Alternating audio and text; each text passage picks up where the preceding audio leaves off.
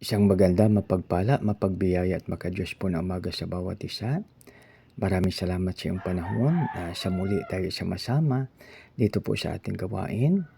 So dito na po tayo sa Philippians 4:8, akin pong babasahin.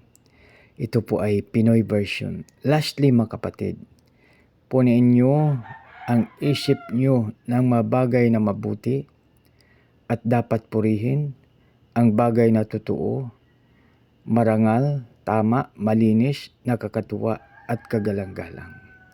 Purihin nawa ang Diyos sa pagbasa ng kanyang salita. Tayo manalangin.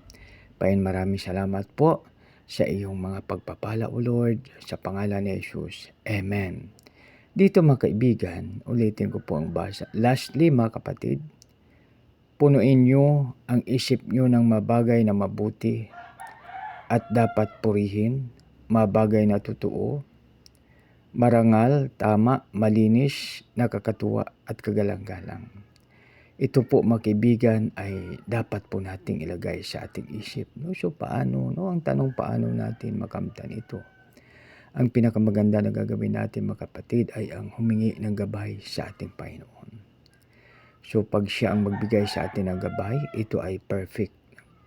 Dahil siya ay ating dakilang counselor, no? Guidance counselor. So, subukan natin mga kapatid na basahin ulit. Lastly mga kapatid, punuin nyo ang isip nyo ng mabagay na mabuti. No? So, kung ano mabuti, yun ang ilagay natin po sa ating isip. Mabuti at karapat dapat, at dapat purihin, mga bagay na totoo, marangal, tama, malinis, nakakatuwa at kagalang-galang. Pag ito po ang ilagay natin sa ating isip, napakaganda mga kaibigan.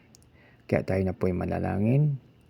Panginoon, maraming salamat po sa iyong salita. Tulungan mo po kami Panginoon na mapuno namin ang aming mga isip ng mga bagay na mabuti at dapat purihin, mga bagay na totoo, marangal, tama, malinis, nakakatuwa at kagalang-galang.